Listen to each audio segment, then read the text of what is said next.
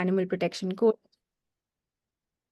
or CAPC in short, where we work with animal protection organizations in Asia, particularly those in the farmed animal welfare space, and support them in their capacity building needs so that they in turn can support the animals more effectively. We also have two incredible speakers with us today. We have Jessika Eva from Thrive Philanthropy and Parag Agarwal from India Animal Fund. Jessika, however, cannot make it to the session, but she has been kind enough to record her session, so we will be playing that for you. Yeah, absolutely. And as you heard there, just a reminder to attendees that this session is being recorded so it can be shared with NGOs in the Asia for Animals network later on YouTube. So please bear that in mind. Just an overview of how the session will go today. So Pavitra and I will share about a report that we have been working on the Asian funding and capacity landscape. After that, we'll hear, as Pavitra mentioned, the recording of Jessika Eva from Thrive Philanthropy. And then later we'll hear from Parag Agarwal from India Animal Fund. And afterwards, we'll have a Q&A session. So please, as it said, input your questions to the chat on Zoom, and our colleagues will collect them and pass them to Pavitra and I to select and pass on to the speakers, including ourselves.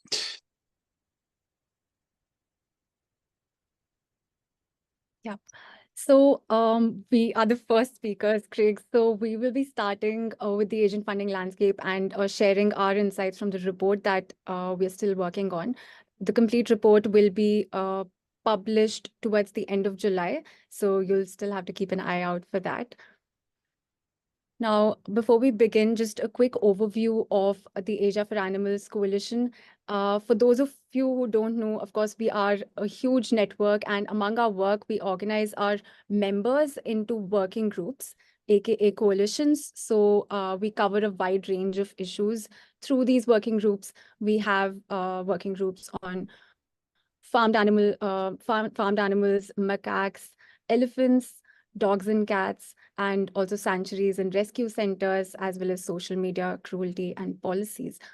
And this particular session, we will be focusing on farmed animals because our team, that is the Capacity in Animal Protection Coalition, sits under our Farmed Animal Coalition. So that will be our focus for today's session. Yeah, and as Pavitra mentioned there, we've been working on a report called The Capacity and Funding Landscape of the Asian Farm Animal Protection Movement. So far, we published an introductory overview of the findings and recommendations that we have discovered so far. We shared that introductory overview. Recently, our colleague Tang presented on this at AfA Summit in Washington, DC.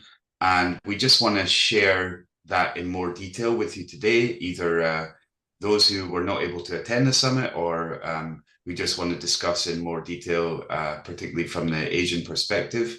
And that's what we're going to cover today, is our findings in the work that we've done so far. Absolutely. Now, before we jump into the report, let's just discuss why this is so important. And we are very conscious that we don't want to tell anyone in the room what they already know. But for those who did not know or realize this, maybe just a quick refresher. So this is, of course, the map of the world. And as you can see, there are more people living inside the red circle that you see on the screen than outside of it. And so this obviously translates to the fact that there are more farmed animals living inside this circle than outside of it. And this necessitates the need for more focus on the region and simultaneously more funding to implement more work inside this region. Yeah, and we also want to highlight here that we're very conscious that the movement for farmed animal protection NGOs and diet change NGOs has been growing in Asia over the last 10 to 15 years, and the funding to enable that has also been growing. we wanted to highlight that last year in October, for the first time in person, our team collaborated with Animal and Vegan Advocacy International, that's AfA Summit organizers, and together we delivered Asia Farm Animal Day in person for the first time. We had around 250 attendees from 105 organizations. And this was a key moment because it showed us that development of the farmed animal protection and diet change movement in Asia over the last 10 to 15 years, we feel like it kind of came to a culmination and showed us that the movement is now really strong and it's really ready for the next phase of increased growth. And we feel like that should be complemented by the next phase in increased funding.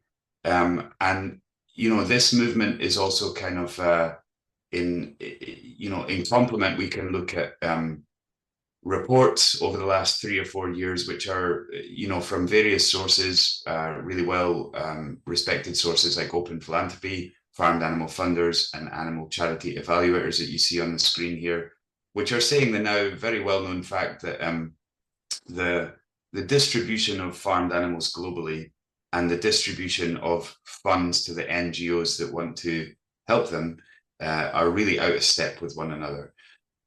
So we thought that there must be some good reasons for this, and that's why we decided to undertake the report to find out the following things. We wanted to find out what is the size of the Asian movement in terms of NGOs and employees. We wanted to find out what challenges do they face, especially in obtaining funding. What challenges do donors face, if any, in funding groups in Asia? And is there anything that we at Farm Animal Coalition and Capacity and Animal Protection Coalition can do to help the situation? So that's why we undertook the report. Yeah.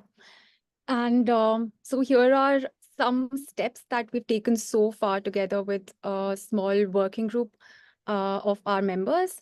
So firstly, we kind of refined information on our own AFA database to gain a bird's eye view of the people and organizational capacity of the movement.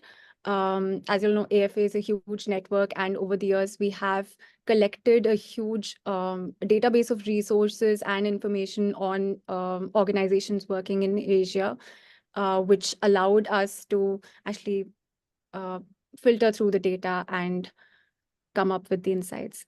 So we found that although our strong feeling from working in this field is that the Asian movement is ready and capable to grow, it currently still relies heavily on like really small organizations who are exposed to risk.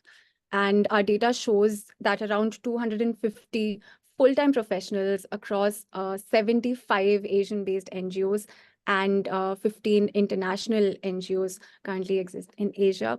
But only 40% of these organizations are dedicated to farmed animals alone.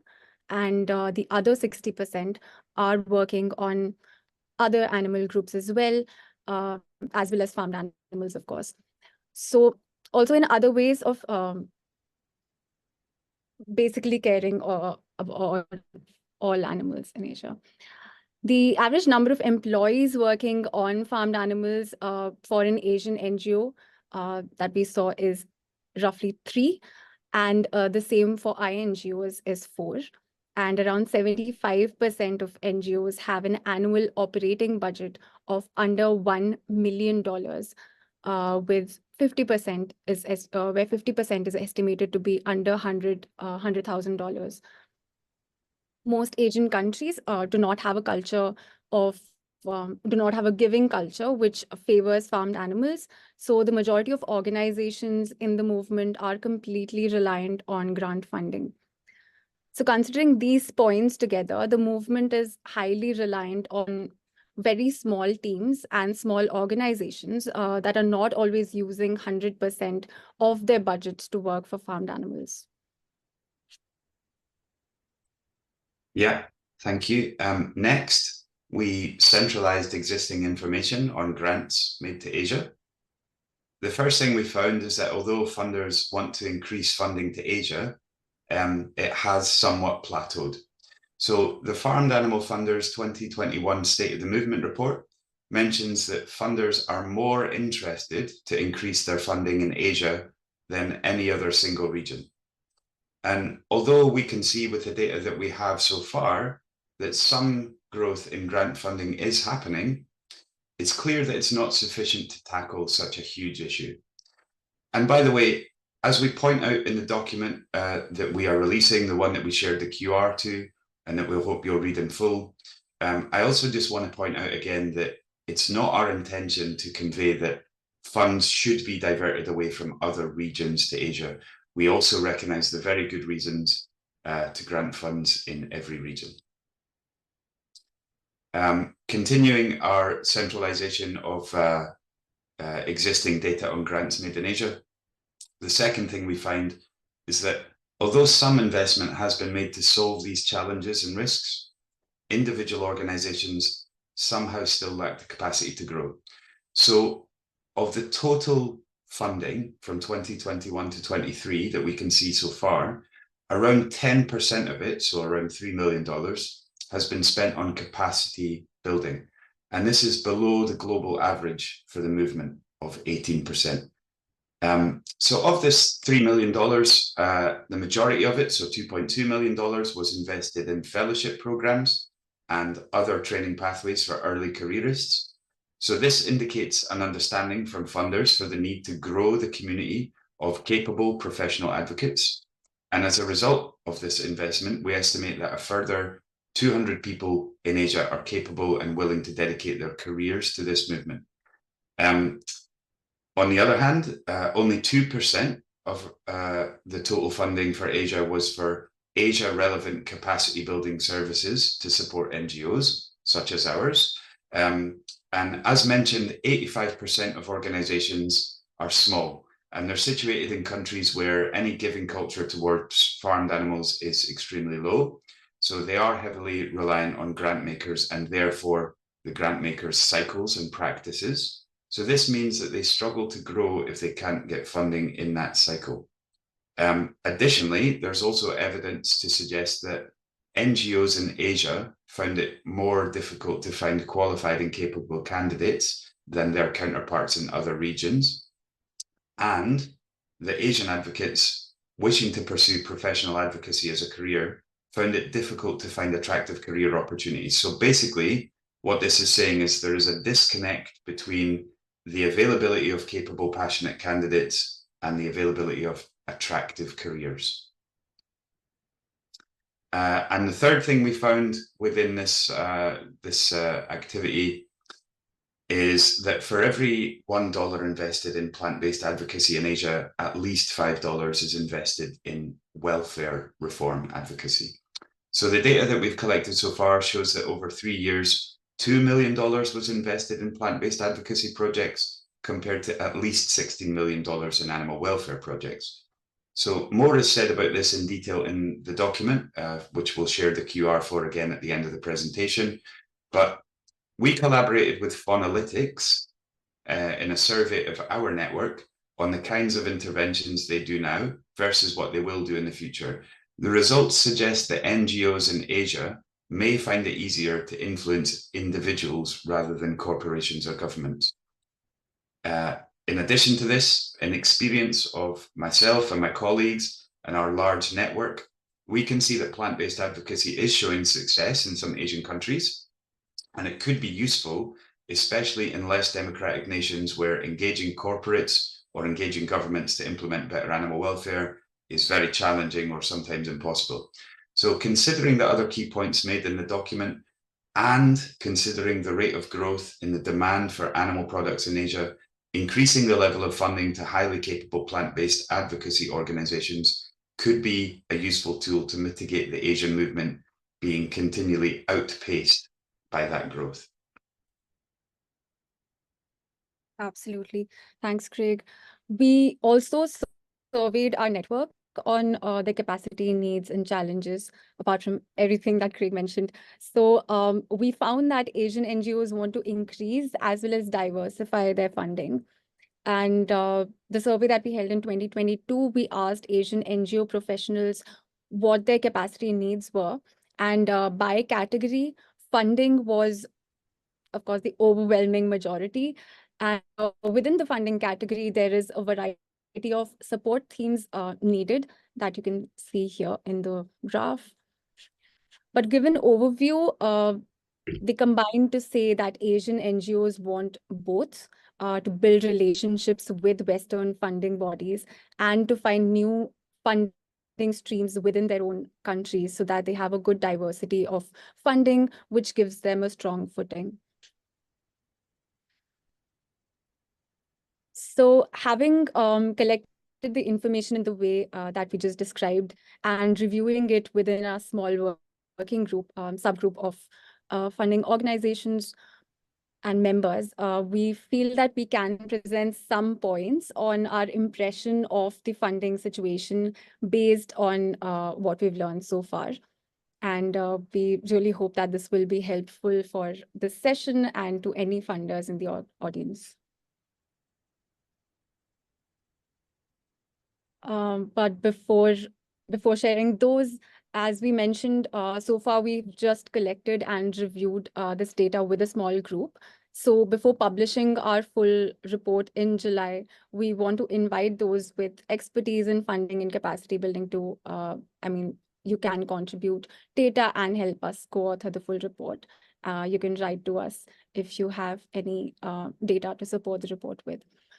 From there, we aim to also produce recommendations which are helpful to capacity builders, including ourselves and others, to NGOs at all levels.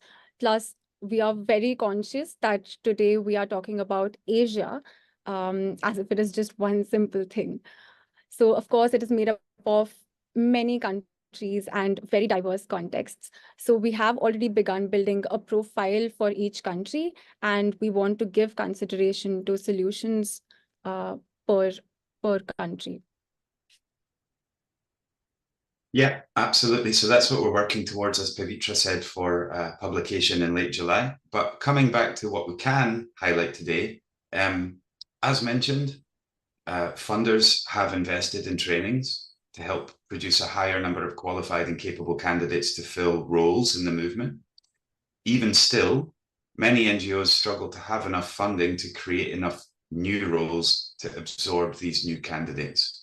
So although this should continue, so we can continually add to the people power of the movement over the coming years, it should definitely be complemented by an increase in applications from Asian NGOs and an increase in acceptance of those applications by donors.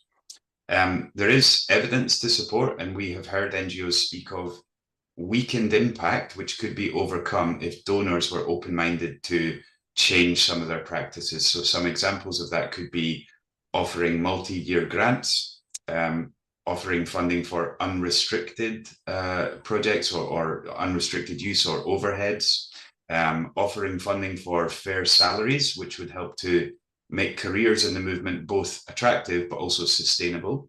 So these are examples of things that would allow each NGO to grow and to become more robust and therefore more effective.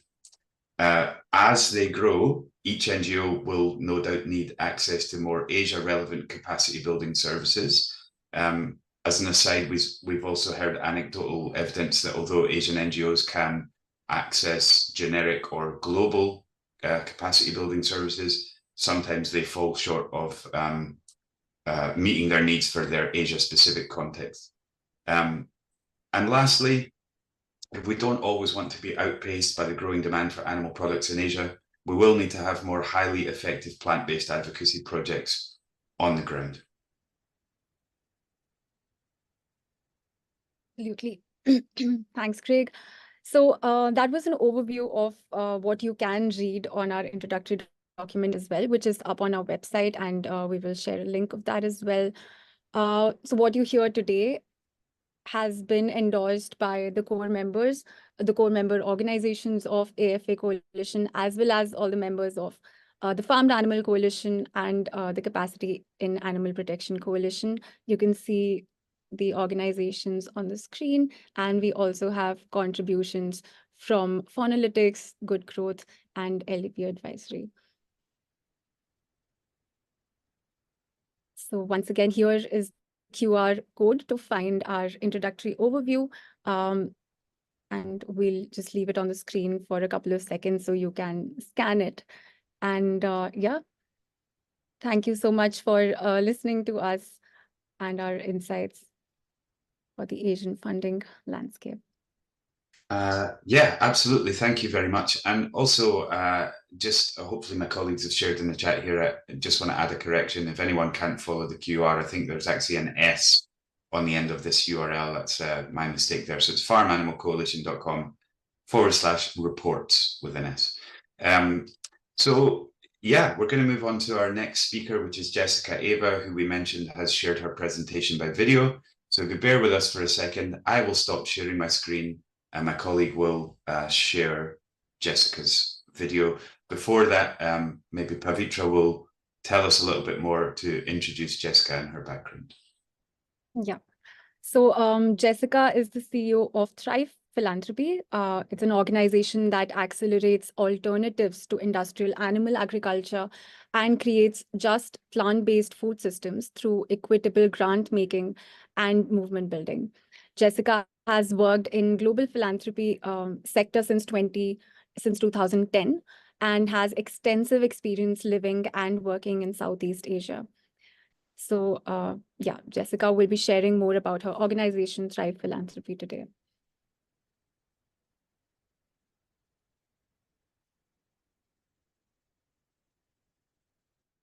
Hi, everyone. So unfortunately, I won't be able to be at the conference live because of time zone differences, but I do hope that this recording will work out well, and I hope that everyone is enjoying the conference so far.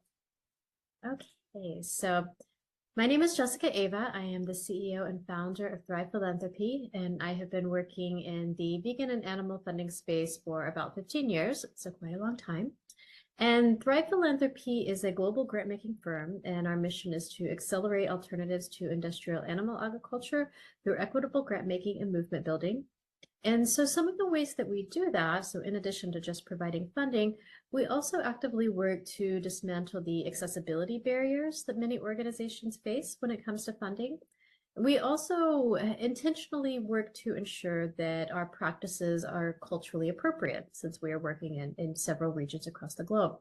And then we also intentionally work to ensure that we are avoiding colonialism with our funding practices. So we are one of the key grant makers within the diet change and vegan advocacy space outside the USA. And we are funding over 70 countries. We are funding every single continent except Antarctica. And actually 1 out of every 3 countries in the world has a vegan movement that has been expanded by the grant-making work of Thrive. So this chart just gives a brief overview of our global funding landscape. And so as you can see, Thrive funds pretty much everywhere on the globe. And you can also see that right now, about 25% of our funding is going to Asia-based organizations. And we would like to increase this. We do aim to increase the amount of funding and the number of grants that we are sending to Asia-based organizations. However, we have been encountering a few hurdles on our own, a lot of that being language barriers and just finding organizations that are ready to apply for funding. And so another thing that I wanted to mention is that we do a grantee needs analysis every 2 years or so. And so this helps us to better understand what are the needs of some of our grantees and the organizations we work with, and then also helps us to ascertain, so how can we fill these needs gaps? So what are some of the areas that we could work on to support organizations in their growth and development? And so our most recent needs analysis that we did with all of our grantees, and we had several countries coming as part of this needs analysis, and the main result that we found is that one of the main needs that is really holding organizations back is that there needs to be improved funding practices. So the number one need of our grantees with this needs analysis wasn't necessarily something that they themselves needed, but it's a need that they found within funding approaches. And if these funding approaches were improved upon, then they themselves could increase their impact in their work. And so some of these improved funding practices would be like multi-year funding, additional funding, providing more funding for diet change work as opposed to welfare work, and a variety of other areas as well. So how does Thrive work to try to fill these gaps and try to improve this situation? So we do work to improve our funding practices as much as we possibly can. We practice equitable funding. We are, again, like I said, very culturally appropriate. We avoid colonialism. And we really try to use funding approaches that center the grantees' needs and center the needs of all the organizations so that we can ensure their success as much as possible. However, in order to really make a difference with improved funding practices, it would need to be a movement-wide effort to improve movement-wide funding.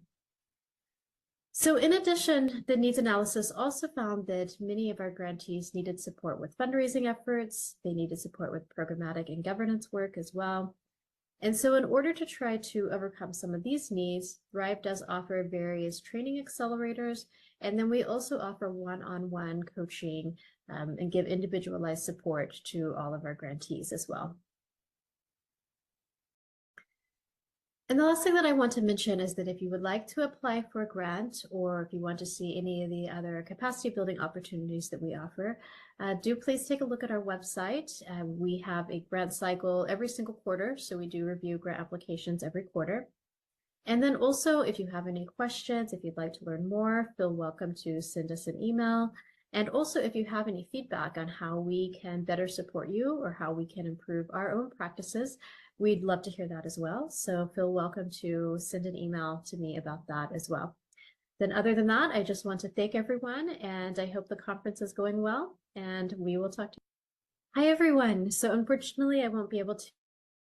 Yeah, thank you very much to Jessika for that great video. Apologies that the tiny bit cut off on the end there. So you can see my screen again, right?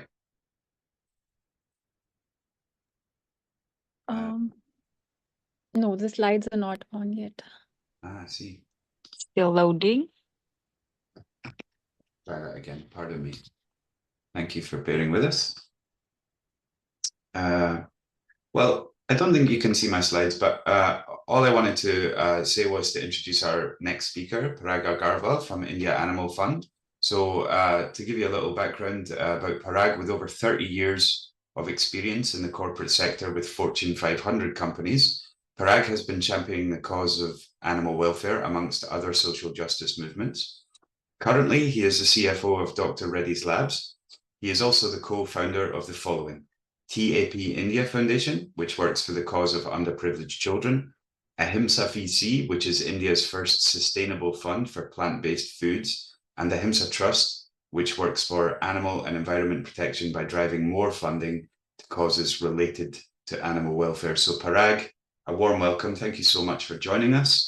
And it's great to have you with us. The floor is yours, and my colleague will share her screen with your slides.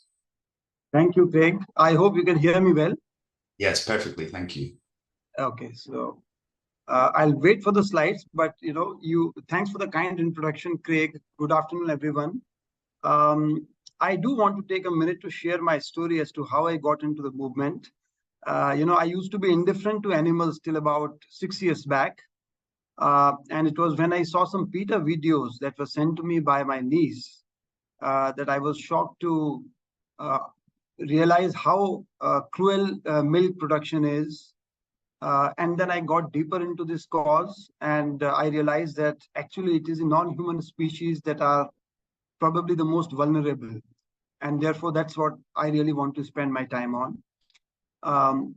If you could move to the first slide, the next one. So this is what we are trying to do, and I'm sure that everyone on this call is trying to do something similar, which is to end all forms of animal harm. We at India Animal Funds are slightly different in the sense that we see ourselves as an organization that empowers the ecosystem. And I will talk about how we attempt to do this. We felt that there is a gap in the movement of an organization that takes a holistic end-to-end look at the movement. And over the last 2 years, I think things became clear to us as to what we are. There is a very interesting article in the Stanford Social Innovation Review, which I would be happy to share with all of you. And when I read that article for the first time about 2 years back, it became clear to us who we are and what we are trying to do. Yeah, can we move to the next slide, please? So, when 4 years back I got into the movement and I started going deeper into it, it was very difficult to figure out in India where to start. There were hundreds of animal shelters, many of them well run, but many of them were not very well run. And the movement was viewed generally as a bunch of activists, a lot of bleeding hearts, a lot of compassion for animals, but people who did not know how to work from within the system and change the system. And there were a few challenges that we found. We actually got the leaders of a number of large NGOs together. We had many weekend sessions running into several hours. And our learnings were that one is there is a lack of a holistic strategy. And it's quite natural that every NGO that's working on a specific cause that they're executing on the ground, they naturally need to focus on that bit. It is not fair to expect them to take a full end-to-end view because they need to execute on the ground. And as a result, by design, there is no one taking a full end-to-end look at the movement. We also found lack of collaboration between the NGOs for various reasons, everyone pursuing their own goals and different ways of achieving those goals. And of course, a very significant resource and talent constraint. One more thing which I must point out that we found is, which is not listed here but is important, is that this movement has been very niche. It's not mainstream. So when you look at India has a legacy of some very large social justice movements and a very thriving civil society when it comes to education, when it comes to livelihoods and skilling, when it comes to healthcare and so on. But animal welfare is so niche and it's lying in a corner, and there are no partnerships and no visibility for the cause. So as we went through this, but we also got encouraged with the opportunities. I wasn't till that moment aware of the significant intersections between animal welfare and climate and public health, the land and water use, the food system transformations, education. For example, how do we integrate compassion to animals into our education system and so on? So there are a lot of intersections. And when you raise awareness about these intersections, then you find a very different response from across the desk. Also, it's an underserved cause. And under the principles of effective altruism, for every rupee or every dollar that we spend, we can make a huge impact. And finally, I would say that the changing attitudes of Gen Z, this is very important, because I find that the youth of today, the youngsters, they understand that we need to take, that the human consciousness needs to consider non-human species also. And that's a very encouraging sign. We then looked at what is it that we need to focus on? And I think there are these 4 pillars that we identified. Each of these are very, very crucial. Awareness, for example, the awareness of the cause, especially farm animals, is abysmal. And we need to do a fair bit of work in raising awareness across multiple stakeholders, whether it's the state, the government, whether it is the corporate sector, whether it's the general public, the medical professionals, and so on.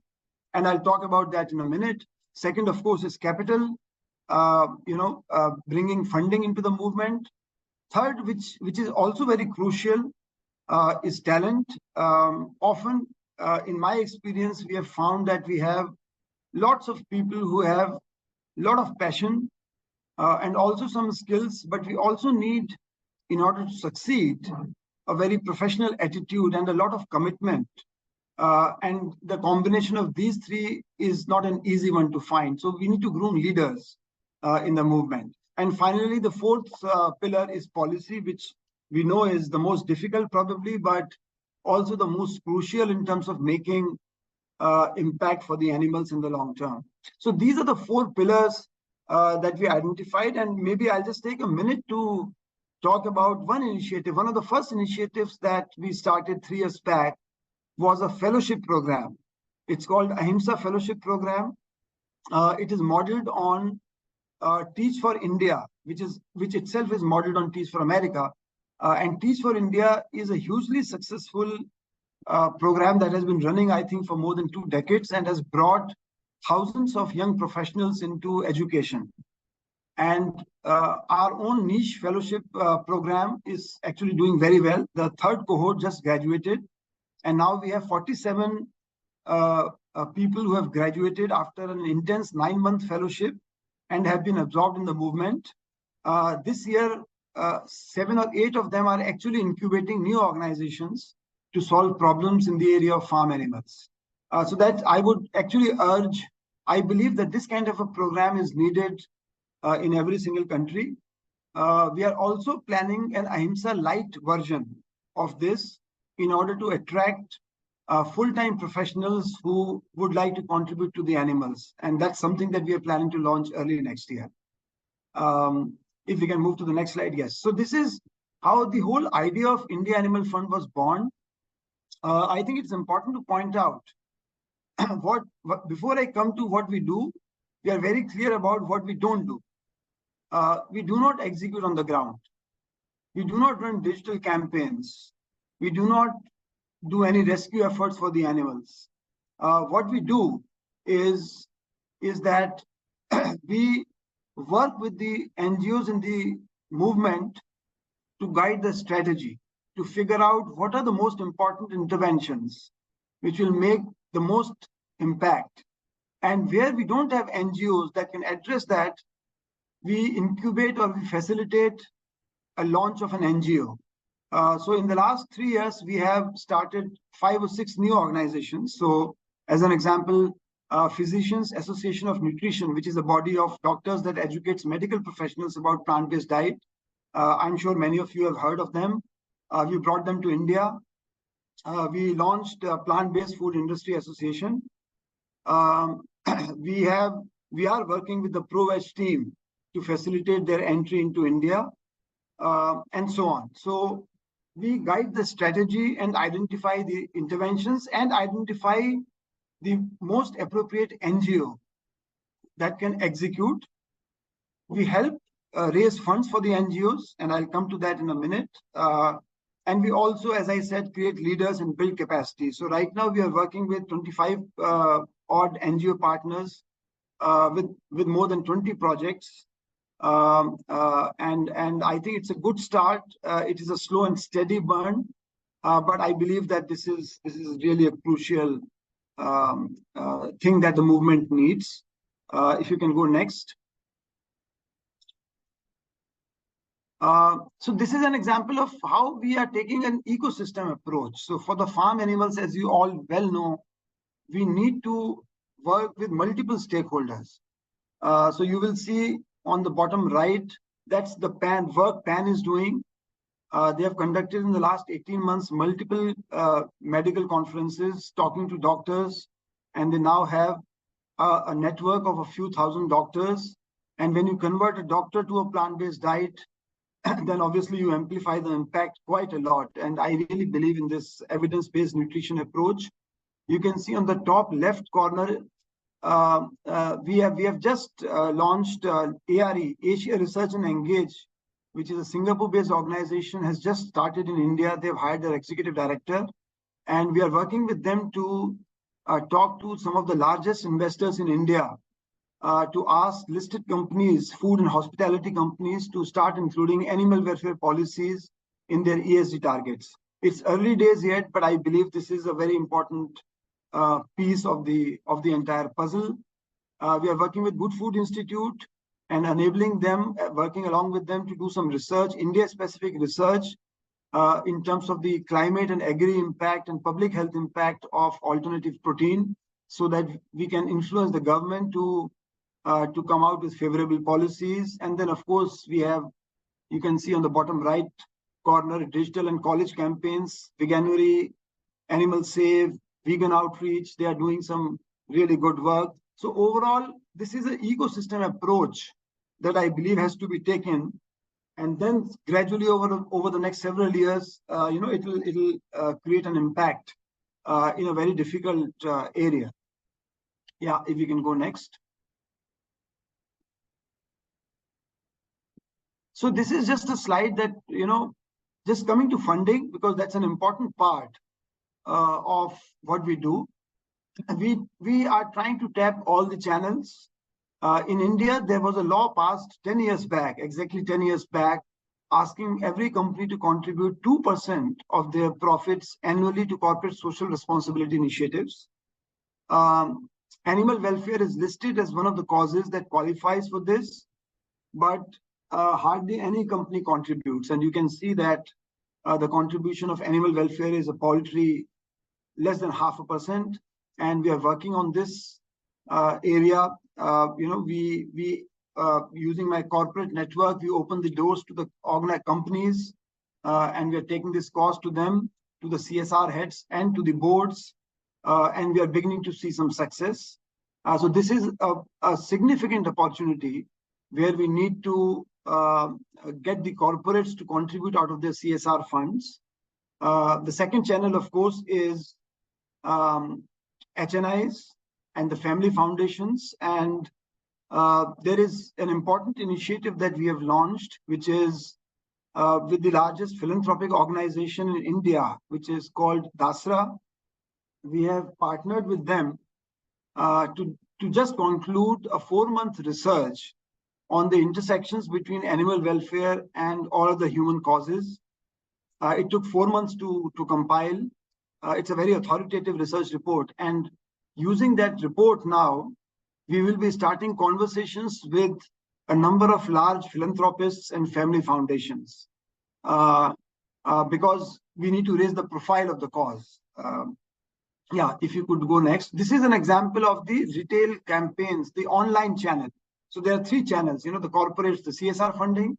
Second, as I said, is the HNIs and family foundations. And the third is online retail small donations. And what we have done is, this is a channel which is not being tapped by the NGOs in India. There are some large platforms, online platforms that specialize in this area. And we have partnered with 2 of the largest platforms. We work with the platforms to identify animal causes that will resonate with retail donors. And we then we find an NGO that's doing some credible work in that area. And we need to find a speaker who can be a hero speaker, which is very crucial for the success of these campaigns. And we ran in the last 1 year about 8 or 9 campaigns. One campaign went viral. Actually, about 15 million people viewed that campaign. And even the minister of that concerned state called up the NGO. And couple of other campaigns were very successful. 2 or 3 of them obviously failed. Overall, we raised $500,000 last year through these retail campaigns, with more than 50,000 people donating for the animals. So I believe that this is very, very important channel, because it is expensive to raise funds, I must clarify. The cost comes to anywhere between 50 to 70%, and therefore we need donors who will fund the marketing cost. But the fact is that if you put in $100, you actually, on an average, you can possibly get a return of 1.5x, while taking this cost to thousands and thousands of people. So this is another channel that we are focused on. And I believe that this online giving in India is going to continue to grow, because technology is becoming all pervasive. And young Indians are slowly going to start giving more and more. So I think this is a very important channel. If you could go next. Yeah, I think this slide simply summarizes, we have taken a big tent approach. And it is arguable that we should possibly focus only on the first pillar, which is farm animals. However, we have, in order to bring more and more people into animal welfare, we have in India, as you know, companion animals in the street, stray animals is the population is very large, and a lot of people relate to them. And I do think that's the way to recruit people into animal welfare, and then gradually evolve them and upgrade them to understanding the suffering that farm animals go through. So, but 65% of our work is on farm animals, and the rest of it, we support NGOs who are working for the other pillars as well. And since I work in the pharma company for animal experimentation, also we are doing some work in order to accelerate the transition to non-animal models. Yes, this is probably the last slide, I think. I know I'm running out of time, just 2 minutes to go. This, I won't get into a lot of detail. This slide captures I would say, the landscape or the range of interventions. They range from, and just to clarify, as I said earlier, it's the NGOs who are executing. We are supporting them, we are enabling them, we are raising funds for them. But there is work happening in terms of research, in terms of policy reform and enforcement, on capacity building, on plant-based diets, and so on. So it's a, generally the perception is that animal welfare is about rescue and relief, but that's not true. And I think beyond the animal welfare movement, that's the message that we need to take. Yeah, if you can go to the next slide. This is important. We are consciously trying to build partnerships with organizations beyond the animal welfare movement. As I said earlier, right now it's a niche movement sitting in a corner. It's not talking to other movements, and there are overlaps and intersections. We are consciously talking to climate organizations. We have had some very good discussions. In the last few months, I have found that the climate organizations are actually willing to engage on alternative protein, for example. Also, there are philanthropic organizations. You can see at the bottom, Satwa, Dasra in the middle, Give.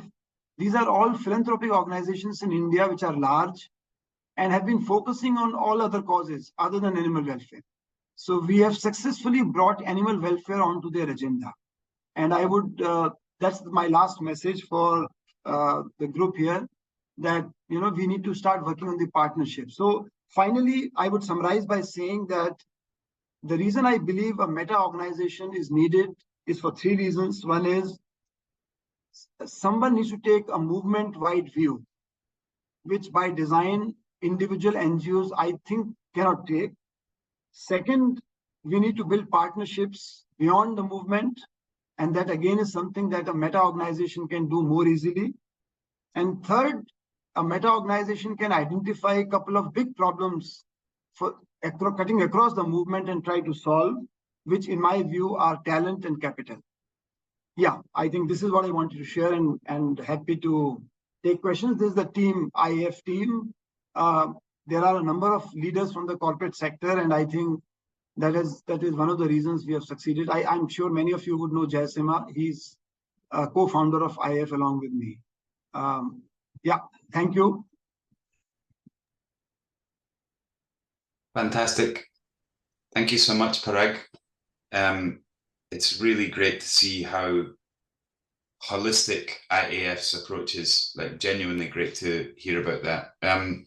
We'll move on now to questions from the floor. And the first question is selfishly from me to Parag.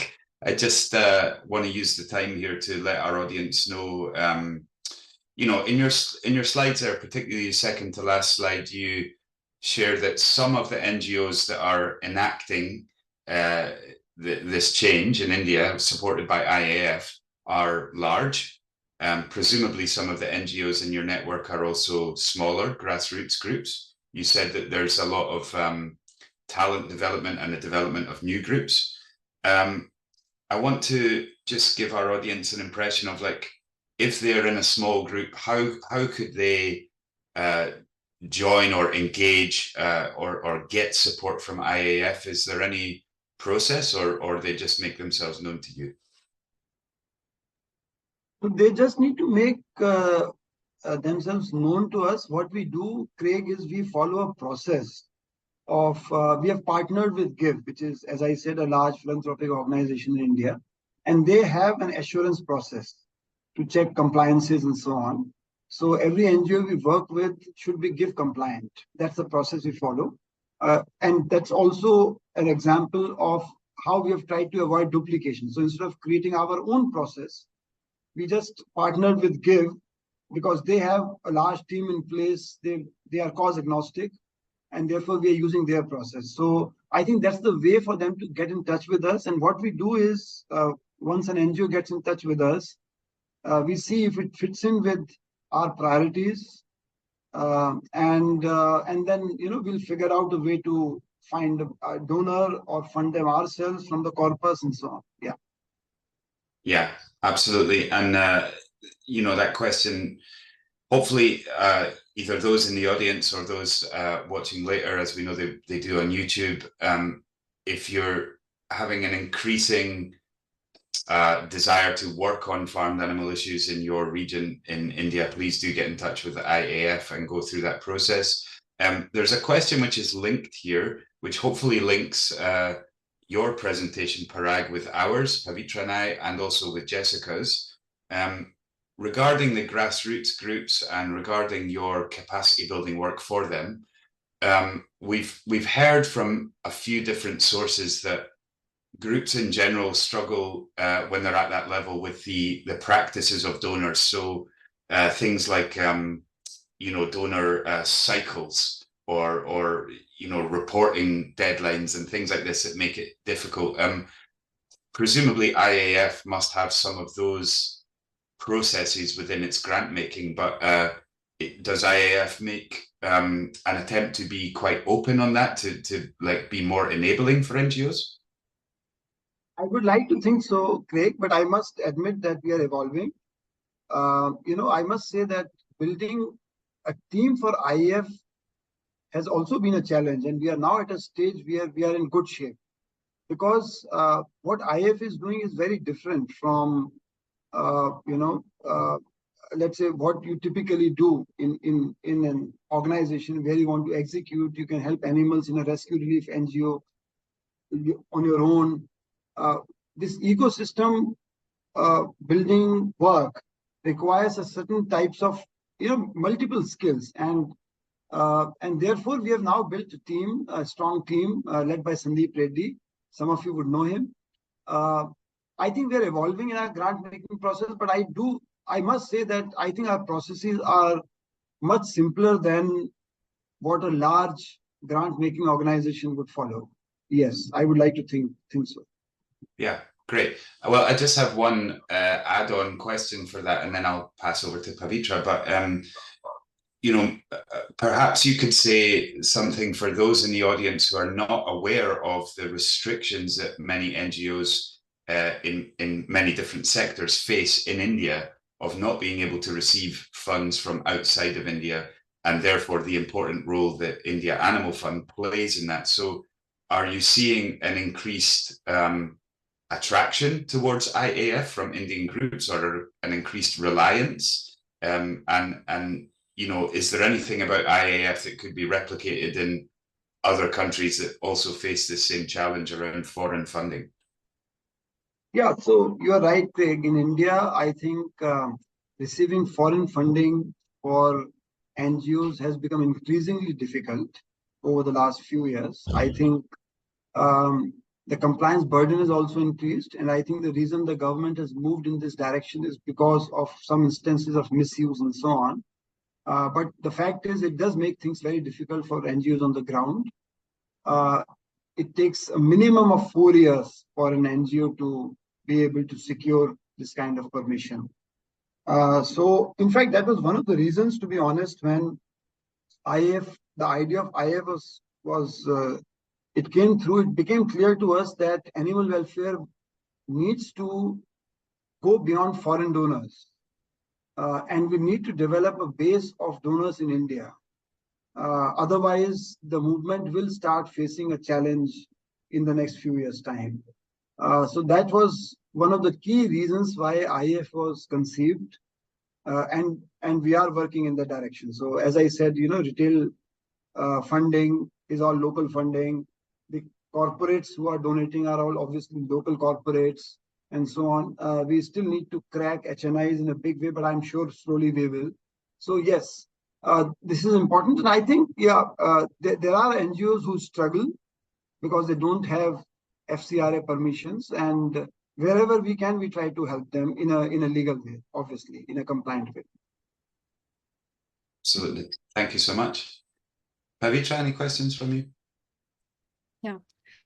Thanks, Parag. That was such a great presentation. And also looking at organizations that you mentioned, like Satwa, Dasra, I know of these organizations and they haven't been working, as you mentioned, like they've worked on all areas of social development except for animal welfare.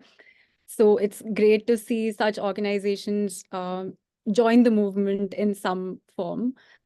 So my question to you is on, you spoke about an ecosystem approach, and Craig and I also attended a session recently where they spoke about a meta theory of change and how all organizations from different sectors should come together and work.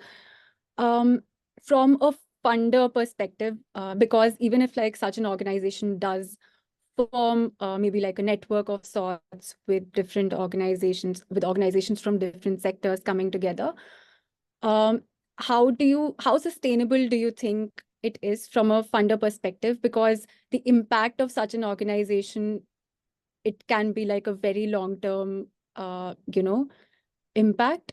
If you see, I'm not sure if the question is not well formed, so apologies for that. But from a funder's perspective, like what exactly will you see as a good impact or like a concrete impact for you to actually sustainably fund the organization for a long term? You mean funding the meta organization itself? Yeah. Yes. So I think I would agree, Pavitra, that there are, at this stage, this concept of ecosystem building organization, I think, is not that well understood. And that's why I pointed out that even we became aware of it about 2 years back when we saw that article from Stanford Social Innovation Review. I'll forward that to you if you remind me. So I think today there are not many funders who would be who would understand the role you are playing, because you can't show hard KPIs. Of course, the hard KPIs that we can demonstrate are, number one, the funds raised for the movement. That's the easiest KPI to show, right? And how many NGOs are you supporting? Just the sheer number of NGOs and the funds deployed. But beyond that, our impact, I think, is much bigger. So it is a very niche area, Pavitra, and only those funders who truly believe in the cause and who truly believe in long-term change will fund these kind of organizations. So I think the trick would be to find those kind of funders. I mean, in case of India Animal Fund, I mean, I also wear the hat of a funder, and therefore, we were able to, we have made sure that, we don't get, but having said that, I must say that we have been able to attract a few donors who believe in this concept. Yeah, I hope that answers your question. Yeah. Thanks, Parag. I think I can direct the next question to Craig on the funding report. So can you, and mainly the question is directed to you because for all of you in this room, Craig is the one who's worked on the report for the last few months. So can you tell us how you hope this report will change the funding landscape for the Asian farmed animal movement? Yeah, thanks. And yeah, agreed. It feels a little weird for us both to be presenting and moderating and asking each other questions on something that we worked on together. But you're right that I've been like working with our colleagues in some funding and capacity organizations and whatnot, and just pulling together existing information. So I've been involved in that process the last few months. And what I can see, to your question about what we hope, like how it could potentially cause change, is, you know, my big impression is that everyone who works in an international funding body or even an Asian funding body wants the same thing that we want in the movement, which is to see an end to the exploitation of animals for food in this way. And everyone obviously recognizes that the disparity between the distribution of animals and the distribution of funds. So it definitely is not a case of us versus them. We're not trying to influence funders to think anything that they don't really already know. But what we are saying is that, like, it seems to me that from a funder's perspective, who also funders have obligations themselves to disperse the funds that they have in annual cycles, and there are just the, you know, much more availability of groups to fund in regions like North America and Europe. And that means that although we were at pains to say in our presentation, the movement for farmed animals in Asia is definitely growing and has grown in the last 10 to 15 years in the number of NGOs, the number of professionals, and that's fantastic.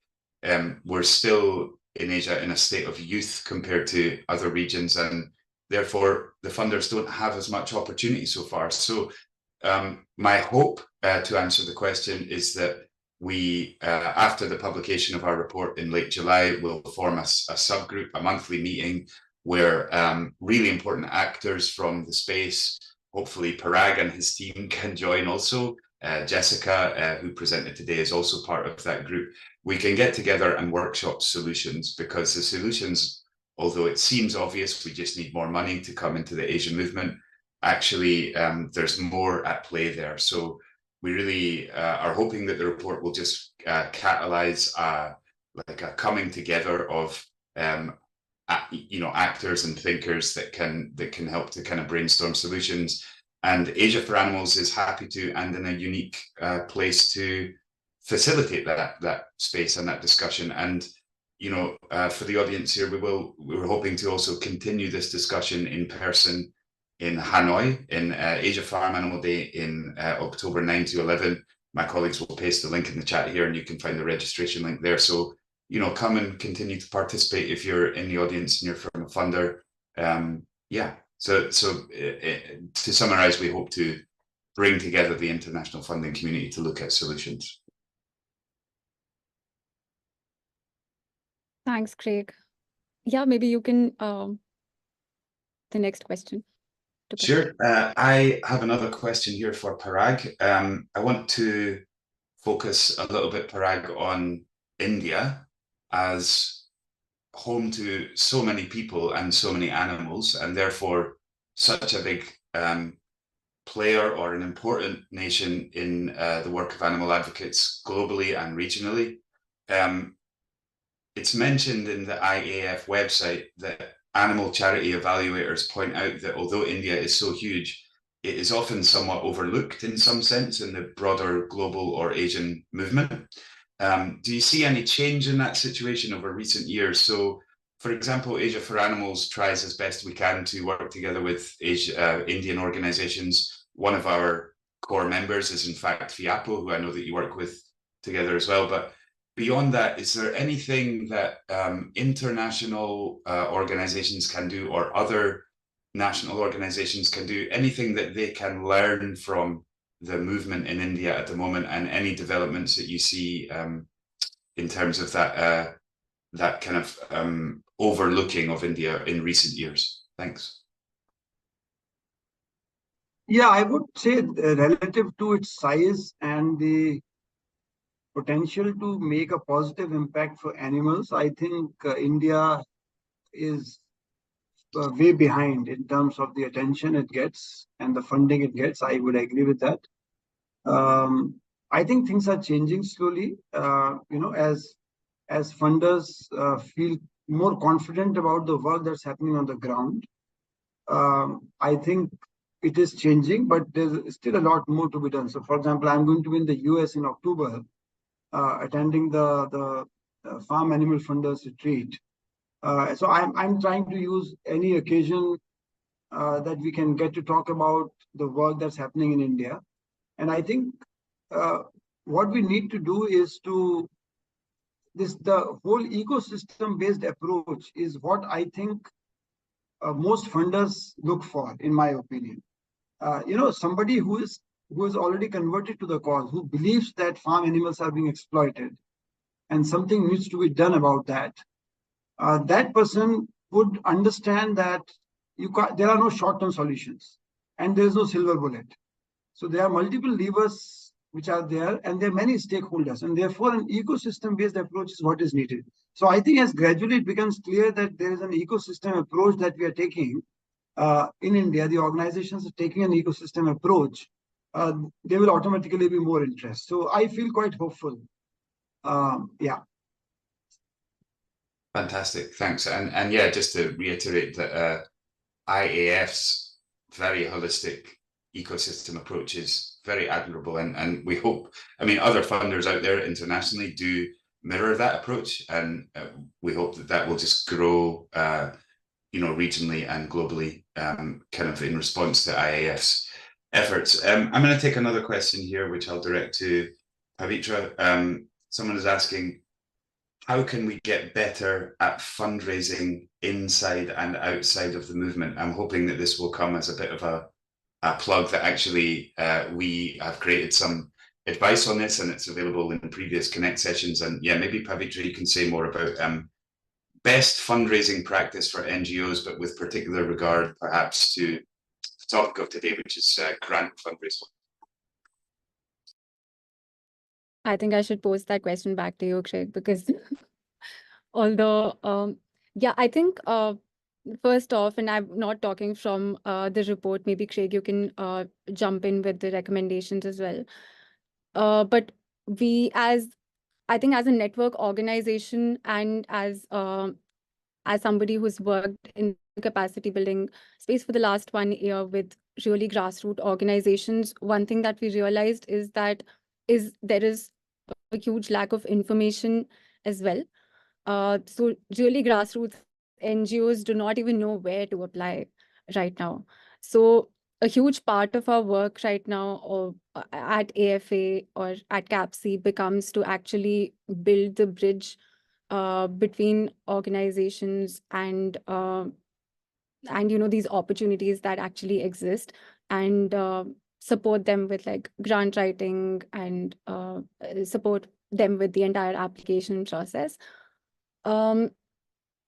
Secondly, I think something that can also help is to bring in more ground stories to the work that you put in. So actually like being able to effectively present the work that you're doing on ground, which I feel is somewhat lacking. So something that can really help in this is, of course, like apart from the resources, providing organizations with resources, also attending conferences and sessions which will actually help build such a skill for organizations itself. Or I think 2 points. Craig, maybe you can jump in, and Parag, if you have any thoughts on this, please feel free to come in as well. Yeah, thanks. I'll just add from my perspective, I mean, you covered it exactly well. And something else I think we've seen in our first year of working one-to-one with grassroots groups across, I think now maybe 10 countries in Asia, is that in the animal protection movement, particularly for farmed animals, like robust monitoring, evaluating and learning frameworks such as theory of change and etc. are growing in like popularity of use, and they're very important for funders to kind of show the value and the fecundity of your work. So yeah, I guess to summarize, like everything that Pavitra said, showing your on-ground work, using services like ours as a connecting point, and using services like ours as sounding boards or for advice. And thirdly, yeah, just strengthening your skills on theory of change and how you'll monitor your project. And again, as Pavitra said, Parag, feel free to from a funder perspective, or from IAF's perspective, rather, add any thoughts here on what would be good for NGOs to take away? No, I think you covered, Craig and Pavitra. Nothing to add further. Yeah, absolutely. Well, I think we can begin to wind down the session, and I'm just going to share my screen. We will close just a few minutes early,